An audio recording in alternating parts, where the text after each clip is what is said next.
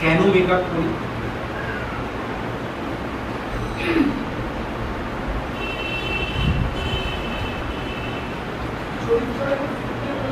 এক নম্বর লাইটটাকে অবজার্ভ করে, লাইটটা কি করে? ধরে রাখে, তাহলে ডার্ক হয়ে যাবে ফেসটা। সেই কারণে সেই চরিত্রটাকে প্রাণবন্ত করার জন্য মেকআপ করে যাতে লাইটটা পরে ফিটে না যায়, ব্রাইটনেসটা বাড়ায়। কাছে কাছে গিয়ে না অন্য পাড়ায় চলে যাচ্ছে। অ্যাকচুয়ালি লাইট আমরা আরেকটু যদি পিছনে যাই, আমরা প্রত্যেককে দেখতে পাচ্ছি, প্রত্যেককে দেখতে পাচ্ছি, পাচ্ছি, দেখছি কি? হ্যাঁ বা না বল না, হ্যাঁ বল। প্রত্যেকে না দেখলে কি করে আমি তোকে আমাকে ওই মানুষগুলো আমাকে, আমি তাদেরকে দেখতে পাচ্ছি তো। এবং মজাটাই যে তুমি যদি চারদিকে তাকিয়ে দেখো, এক এক রকম ভাবে দেখতে পাচ্ছি। কিভাবে দেখছি কি করে, দেখি কি করে? আমরা একে অপরকে দেখতে পাই কি করে? আলোর সাহায্যে। কিভাবে? আলোটা আসছে বলে আমরা দেখতে পাচ্ছি, কিন্তু এসে কি করছে? তাকে ব্রাইট করছে, না, রিফ্লেক্টর বেরোচ্ছে। আলো তোমার মুখে পড়ছে, সেই রিফ্লেক্ট করছে আমার চোখে বলে আমি তোমাকে দেখতে পাচ্ছি। অর্থাৎ তোমার যে যে জায়গা থেকে যত পরিমাণ আলো রিফ্লেক্ট করে আমার চোখে আসছে, তোমাকে তেমন ভাবেই দেখতে পাচ্ছি। যেমন ও লাইটকে পিছন করে বসে আছে, তুমি দেখো ওই শাড়িতে, এই দেখো ও লাইটের দিকে হাফ ফেস দিয়ে বসে আছে। তুমি দেখো হাফ ফেস, ওই দূরের মানুষগুলোর কাছে লাইট পৌঁছয়নি, তুমি দেখো, তুমি কম দেখছো তাদের। অর্থাৎ লাইট রিফ্লেক্টের মাধ্যম দিয়ে, আবার ওরা একদম কাছে বসে আছে বলে ক্যামেরার পেছন দিকে ওদেরকে বেশি দেখতে পাচ্ছি। হ্যাঁ, ওই চোখের ওপরটা দেখো ডার্ক নেই, অর্থাৎ যেটুকুনি রিফ্লেক্ট করছে সেইটুকুনি পাচ্ছে। তাহলে প্রথম শব্দটাই হচ্ছে রিফ্লেক্ট করবে। যেমন অনেক ডিরেক্টর, ধরো গ্রামবাসী বা পালোয়ান বা ইত্যাদি এই ধরনের চরিত্রগুলোকে বলে একটু ভেজবিন মেখে নেবে, পাউডারিংও বলে। অর্থাৎ তাকে তার মতন দেখতেই আমার চাই, কিন্তু তার রিফ্লেক্ট ক্ষমতাটা একটু ভেজবিন দিয়ে বার করে বাড়িয়ে দিলাম, তেল চকচকে হলো, আরো বেশি রিফ্লেক্ট করবে, সেই লোকটাকেই রিফ্লেক্ট করা। অর্থাৎ প্রথম শব্দটা হচ্ছে রিফ্লেক্ট করছে বলে আমি দেখতে পাচ্ছি। আমি দেখতে পাই কি করে? বিজ্ঞান বলছে আমি রিফ্লেক্ট করছে আলো, যে স্ক্রিন যত পরিমাণ রিফ্লেক্ট করছে, যেভাবে লাইটটা আসছে, যত পরিমাণ আমার চোখে আসছে, ততটাই আমি দেখতে পাচ্ছি। যার জন্যে জানলা খুললে পাশের বাড়িতে যদি কোনো কালো রং থাকে, আমার ঘর অন্ধকার। পাশের বাড়ির দেওয়ালটা, সামনের দেওয়ালটা যদি কোনো রং না করে থাকে বা স্লেট কালারের বাড়ি করলো, আমার বাস। ওই বাড়িতে রোদ পড়ে তবে তো আমার ঘরে ঢুকবে, তো ওই ঘরে ওখানে গিয়ে তো স্লেট পাথরে পরিণত হলো, সে তো ঢুকবে ওই রকমই একটা আলো কমা। অর্থাৎ আমার ঘরের ভেতরের আলোটা কিন্তু কমেই যায়। যে সূত্র ধরে লাইট ডিজাইন করার সময় আমরা ডিজাইন করি, লাইটের ডিজাইনও করি, যে লাইটের সোর্স অফ লাইট কি আছে, সোর্স অফ লাইট কি আছে, সেখানে আমি যদি কালার, তো ধরো মুড অনুযায়ী আমি কালার দিচ্ছি, কিন্তু মূলত একটা ঘরের দৃশ্য, সেখানে সোর্স অফ লাইট কি, আমরা লাইটের সময় জিজ্ঞেস করি যে ঘরে কি আলো জ্বলছে, নাইট সিন, ঘরে কি আলো জ্বলছে, ঘরটা কি রাস্তার পাশে, একতলা না দোতলা, অর্থাৎ বাইরের থেকে যে লাইটটা ঢুকবে সেটা কোথা থেকে ঢুকছে, ডাউনওয়ার্ডস আপ হচ্ছে না আপওয়ার্ডস ডাউন হচ্ছে, এগুলো যেমন জিজ্ঞেস করে। আমরাও তেমনি ভাবে যে রিফ্লেক্ট ক্ষমতাটা কতটা রাখে। এই রিফ্লেক্ট ক্ষমতাটা রাখবার ক্ষেত্র থেকে আমরা জানি, যারা যাত্রা জগতের মেকআপ দেখে থাকেন তারা একটু বেশি মাত্রায় একটু চড়া মেকআপ, যাতে আমরা বাংলায় বলি, করে। তার কারণই একটা, যে তাদের অডিয়েন্স হচ্ছে 10,000 অডিয়েন্সের কাছে তাকে পৌঁছতে গেলে যে পরিমাণ রিফ্লেক্ট থিওরিকে ব্যবহার করতে হয় ততটাই করে। সেইটা আমাদের মঞ্চে যখন আসে, যখন 1000 জনের এরিয়া কভারিং হয়, অডিয়েন্স হয়, তখন তার মেকআপের ইয়েটা কালার চয়েস বা কি বেস কালার লাগাবো ইত্যাদিকে করতে হয়। এই একটা ভাগ আমাদের মধ্যে আছে। আমি আমার দোকানটা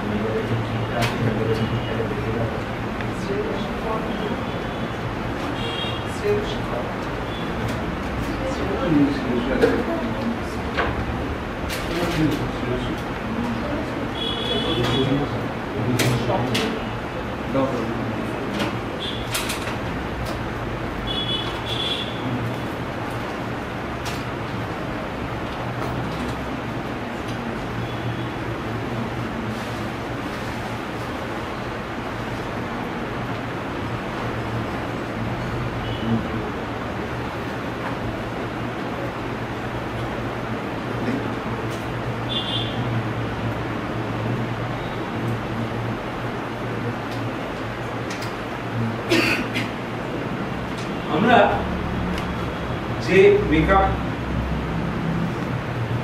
কালার ইউজ করছি সেটা অবশ্যই সায়েন্টিফিক হিস্টোরি বলা দরকার, কিন্তু এই যে কালারটা ইউজ করব আমার বডি টোন অনুযায়ী বা চরিত্রের টোন অনুযায়ী আমি করবো। আমার টোন শুধু নয়, আমি যে চরিত্রে উদ্যান করবো তার চরিত্রের যে কালারটা হবে, তার চরিত্রের যে বেস কালারটা হবে, স্কিন টোনটা হবে, সেইটাকে আমাকে আনতে হবে। এবার সে যে অভিনেতা যেরকম, তার কতটা স্ক্রিন টোন, কোথা থেকে আমি কোথায় যাব, সেটা আমাকে ভেবে নিতে হবে বা জেনে নিতে হবে। যার জন্য মানে কোনো স্কিন টোনে যাবে না থিয়েটার বা কোনো, যেহেতু হাতে আমার রং রয়েছে সেহেতু এটা বিশ্বাস করার জায়গাতে নেই। তাহলে কি হচ্ছে যে আমরা জানি একটা ক্যানভাসে যখন ছবি আঁকে তখন কি করে, ক্যানভাসটা আগে একটা প্রাইমার টোন দেয়, তাই না? যে ছবিতে আমি যাব সেই ছবিটায় যাওয়ার আগে আমরা একটা প্রাইমার দেয়, সেই প্রাইমারটাকে আমরা ভেঙে ভেঙে ভেঙে ভেঙে রং দিয়ে দিয়ে দিয়ে দিয়ে আমরা মূল ছবিতে পরিণত করি। এই যে রংটা দিচ্ছি, রংটা কিসের উপর দিচ্ছি না, রংটা আমরা কি করছি না, শেড এন্ড শ্যাডো তৈরি করছি। What is shade? শেড কাকে বলছি আর শ্যাডো কাকে বলছি? শ্যাডো খুব সহজ জিনিস, ছায়া। ছায়াটা কিভাবে তৈরি হয়? দেখি পেছনে ছায়া তৈরি হচ্ছে, ওই তো দেখ চেয়ারের একটা ছায়া তৈরি হচ্ছে। কি করে হলো? লাইটের একটা ওয়ে আছে, লাইটটাকে অবস্ট্রাকশন করলেই সেখানে একটা ছায়া তৈরি হবে। লাইটের একটা ওয়ে আছে, সেটাতে যখন বাধা পায় অবজেক্ট থাকে, হ্যাঁ। সেই অবজেক্টটা অন্ধকার অঞ্চল তৈরি করে, যেটা গিয়ে সেইটাই হচ্ছে, সেটা ওই সাবজেক্ট, ওই বস্তুটার ছায়া। ছায়া একদম সত্যি কথা, যে এই চেয়ারটা ওখানে ছিল বলে আলো গিয়ে চেয়ারে পড়েছে, সেই জন্য পেছনের অংশটা সেখানে একটা ছায়া সৃষ্টি হয়েছে। তাহলে শ্যাডো তো কেন? শেড, ছায়া আর আলো, মানে আলোকিত না আলো। হ্যাঁ ঠিক তাই, কিন্তু কিভাবে হচ্ছে? খুব সহজ, খুব সহজ। আমরা যদি একটা করোগেটেড শীট দেখি, এরকম ঢেউ খেলানো হয় না অ্যাসবেস্টাস বা টিনের, তো উপর দিয়ে যখন আলো পড়ে, যেগুলো উঁচু হয়ে রয়েছে তার উপর যতটা পরিমাণ হচ্ছে তার এই পাশটা কিন্তু ততটা পরিমাণ হচ্ছে। এই পাশটা হচ্ছে একটা অল্প আলোকিত অঞ্চল তৈরি হচ্ছে, অনালোকিত নয়, অনালোকিত হচ্ছে শ্যাডো, অল্প আলোকিত, অর্থাৎ এর ওপর পড়ে আলোটা স্লিপ খেয়ে এখানে রাখছে, আবার এই মাথাটায় আলোটা পড়ছে। এই দুটো অঞ্চলের যে ভ্যালিটা রয়েছে এর মধ্যে যে অল্প আলোকিত অঞ্চল তৈরি হচ্ছে সেটাকে বলছে ওই বস্তুটার শেড। শ্যাডো হচ্ছে ডাইরেক্ট মানে যদি আমি বস্তুটা দিয়ে গার্ড করি, আর যদি না গার্ড করেও ওপর থেকে আলো এসে পড়বার সময় উঁচু নিচু সারফেসের মধ্যে দিয়ে যখন যায় তখন কোথাও আলোকিত হয়, কোথাও অনালোকিত হয়, অল্প আলোকিত। সেই অল্প আলোকিত অঞ্চলগুলোকে বলছি আমরা শেড। এই দুটো বস্তুকে সঙ্গে করে আমরা কাজ করি, কোথাও অল্প আলোকিত করি, কোথাও বেশি আলোকিত করি। যা আলোর সামনে দাঁড়ালে যেখানে আমি আলোটাকে কমিয়েছি সেটা আমার কম রিফ্লেক্ট করে, যেটাকে আমরা আলোটাকে বাড়িয়ে রেখেছি স্ক্রিনের মধ্যে সেইটা আমার বেশি রিফ্লেক্ট করে। এই করে করে একটা মুখের থেকে আরেকটা আমি চরিত্রের মুখকে তৈরি করি। তাহলে আমরা প্রথম কি করছি? প্রথম যেটা লাগাচ্ছি একটা ফাউন্ডেশন মানে ভিত তৈরি করছি, বাড়ি তৈরি, বেস লাগাচ্ছি, প্রাইমার রং হিসেবে বেস লাগাচ্ছি। এই বেসের ওপর তৈরি করছি শেড এবং শ্যাডো দিয়ে। শেড তৈরি করতেও পারি বা শ্যাডো তৈরিও করতে পারি। এই দিয়ে দুটো খেলা করছি। যখন আমরা শেড তৈরি করছি একদম আলো সেখান থেকে রিফ্লেক্টই করবে, আবার যদি শ্যাডো তৈরি করি সেটাতে রিফ্লেক্ট করবে কিন্তু কম মাত্রায় রিফ্লেক্ট করবে, করে সেই যে মুখটা আমি পেয়েছি এই মুখটার থেকে আবার একটা অন্য মুখে বা অন্য একটা কালারে আমরা নিয়ে যাব। এই হচ্ছে গেছে। এইবার সেইটা করতে গিয়ে আমরা এই যে প্রাইমার রং, যেটা ফাউন্ডেশনটা বা লোকে আমরা বলে থাকি বেস ইত্যাদি বলে থাকি, বেসিক রং থেকে বেস এসছে, এইগুলো আমরা পাচ্ছি কটা না, একদম কম থেকে যদি যাই, আমি যদি 30 নম্বর থেকে যাই, 30 থেকে 24 অবধি আমরা পেয়ে যাচ্ছি রং, তারপরটা সাদার দিকে যায়, তাই জন্য 24 অবধি বলছি এই রং। এইবার 24 থেকে 30 যে পেলাম এটা হচ্ছে ধীরে ধীরে ধীরে ধীরে ডার্কারের দিকে যাচ্ছে, মানে 26-এর পর 27 হচ্ছে মিনিমাম একটা নিউট্রাল পয়েন্ট, তারপর থেকে আবার ওই ব্রাউনিশ বা ডার্কিশ শেডের দিকে যাচ্ছে। এই হচ্ছে আমার টোটাল কালার। কাকে কোনটা লাগে, কাকে কোনটা মানে কোন লোকটা করছে, কোন চরিত্রটা করছে, চরিত্রটার রং করতে গেলে কোন লোকটাকে আমি কি রং ব্যবহার করব তবে ওই চরিত্রের রংটা, এইটার হিসেবটা এইটার মধ্যে রয়েছে। এর সঙ্গে দেখবে কিছু লাল নীল হলুদ সবুজ রং থাকে, সেটাকে বলে লাইন, অর্থাৎ এই লাইনার গুলো আমাকে ওই ছবিটা আঁকতে সাহায্য করে। এরপরে কি হচ্ছে, এরপরে একটা জিনিস পাচ্ছি পাউডার, অর্থাৎ এই যে রং টং যা করলাম ফিক্সড হিসেবে পাউডারিং করে সেই রংগুলোকে ফিক্সড করব।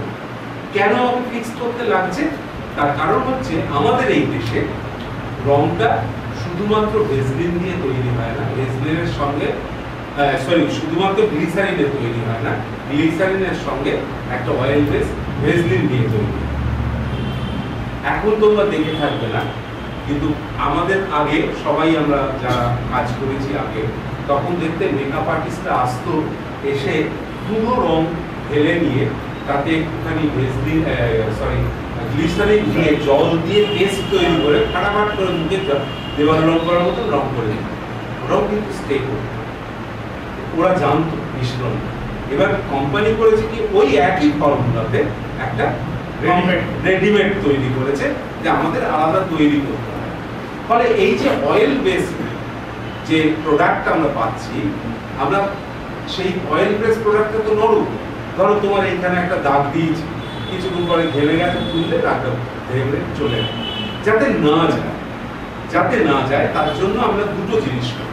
একটা হচ্ছে দেখবে ওয়াটার প্যাডিং করে, তাই না? জল দেয়, জল দিয়ে আস্তে আস্তে আস্তে আস্তে ওয়াটার প্যাডিং করে। এই ওয়াটার প্যাডিং করে কি হয় না, এই যে অয়েলটা উঠে আসে জলের দ্বারা হাতে, দেখো জলের দ্বারা অয়েলটা উঠে আসে, আর যে রংটা বেস রংটা ছিল সেটা ওখানে আটকে যায়। পুরো জল দিয়ে আমরা রং তেলটাকে তুলে দিই, তেলটা তুলে দিয়ে রংটাকে বসিয়ে দিই। এই বসানোর পরেও আমরা পাউডারিং করে দিই, আরো ফিক্সড হয়। এমনকি যে যে জায়গায় ওই রং পৌঁছয়নি হাতের কাজ করতে করতে, সেই রং সেই জায়গাতেও পাউডারের পার্টিকেলস গুলো পৌঁছে যায় এবং পৌঁছে গিয়ে সেই পার্টিকেলস গুলো আমার যে রং করেছি তার সঙ্গে এক করে দেয়, অর্থাৎ কোথাও খামতি রাখতে দেয় না, প্লাস ফিক্সড করে দেয়। এই হচ্ছে একটা বেসিক ভাব থেকে আমরা কাজটা করি। কাজটা করবার আগে কি দেখছি না, আমরা কয়েকটা এজ গ্রুপে ভাগ করে নিচ্ছি।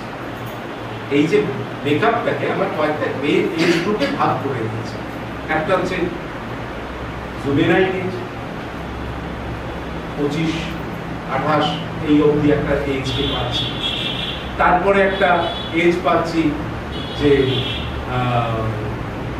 সাধারণ এমনি, তারপরে ওল্ড এজ পাচ্ছি, তারপরে আবার আরো বেশি। এই যে জুভেনাইল থেকে ওল্ড এজের আগে অবধি যেটা পাচ্ছি সেটা এমন কিছু জুভেনাইল থেকে আলাদা, যার জন্য ওকে আলাদা করে কোনো নাম দিচ্ছে। জুভেনাইল এজ, ওল্ড এজ, একদম আরো বড় এক্সট্রিম ওল্ড এজ, এইটা যাচ্ছে।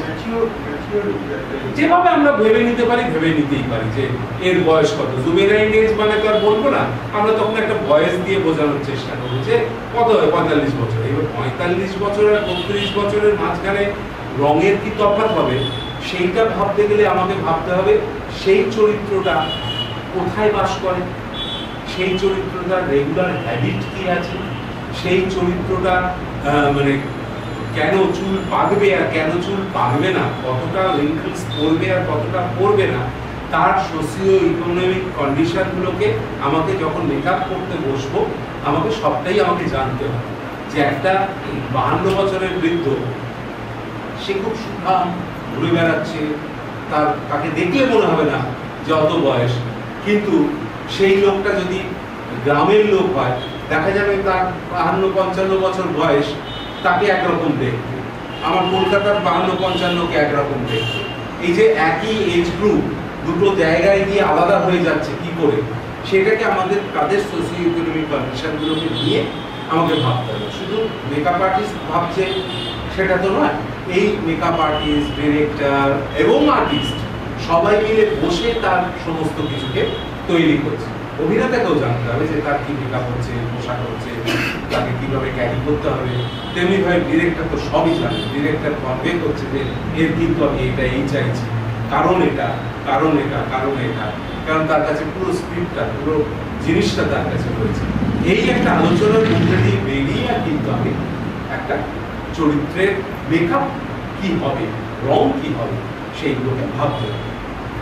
আমি আজকে খালি একটা বেসিক যে পয়েন্টগুলো আছে, ধরা যাক আমি এই যে শেড, শ্যাডো, বড় বড় শব্দ ব্যবহার করলাম, সেইগুলো দেখাবো, মানে বা তাকে কতটা ভেঙে কি করা যায় যেটুকুনি সেইটুকুনি, কেন প্রত্যেকটা করতে গেলে আরো দীর্ঘ সময় লাগে। তো আমি একটা মনে চাই কেউ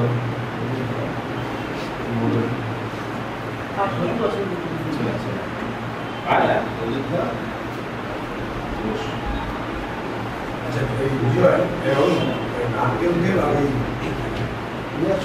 সমস্যা ব্যাপার ছোট নারকেল দিলে এই ছোট সময় সত্য 10 টাকা দাম ছোট হয়ে যাওয়ার পরে হবার পরে গোলাপ জন্য উত্তম না নিহার মোটা পাচ্ছিস এইটা করে দিচ্ছি, ওটাও তো নিচ্ছে। ঠিক আছে, দাড়িগুলো আছে, সামনে থেকে সরো। দাড়িগুলো ছাড়া একদম বাড়ি বাড়ি সুস্মিতা রয়েছে, বড় বড় মেকআপ আর্টিস্টরা ওর মুখে হাত, বড় বড় এখানে আপনি বড় আছেন ওদের থেকে দাঁড়িয়ে আছে অসুবিধা কই তো যাও তোমার দাড়ি এটা একটা স্কিন টোন পেয়েছি, এই একটা স্কিন টোন পেয়েছি, একে আমি এই টোনেই রাখবো, রাইট? আমি একে এই টোনেই রাখবো, খালি ওই যে বললাম রিফ্লেক্ট থিওরিটা বাড়ানোর জন্য যেটুকুনি করা। এখন কি আপনি জল দিয়ে মুছে দিলাম, মানে তেলটা উঠিয়ে দেবেন? তেল নোংরা যা ইচ্ছা আচ্ছা, মুছে দিলাম। মানে এটাকে একদম শুকনো করে ফেলতে হবে জল দেওয়ার পর?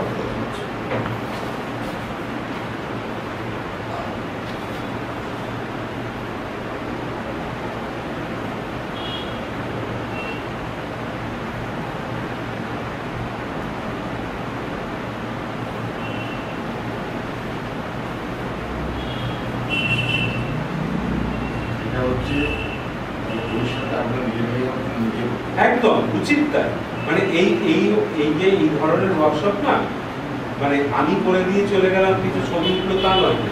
আমি বলবো নিজেদের খুব সামান্য, বেশি পয়সাও লাগে না এই মেকআপ কিট তৈরি করা, নিজেদেরকে করতে হবে হাতে, নাহলে হাত বসবে না। আমি তো করে দিলাম, দেখলাম ভালো বেশ দাঁত বাঁধলো, সবাই ভালো বললো, আমি আনন্দ পেলাম, কিন্তু কালকে করতে বললে করতে পারবো।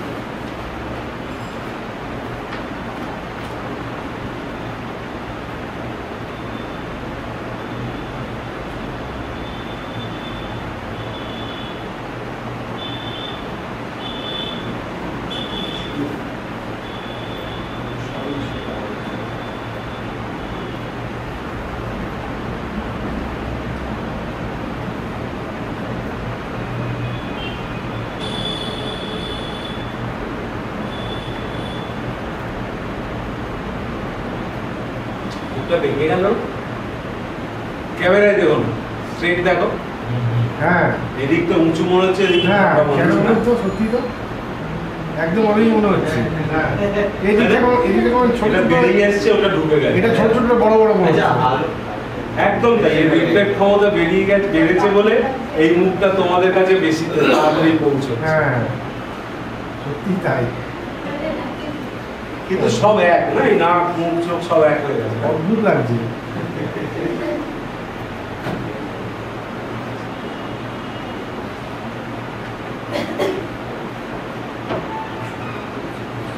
ভালো হয়ে গেছে।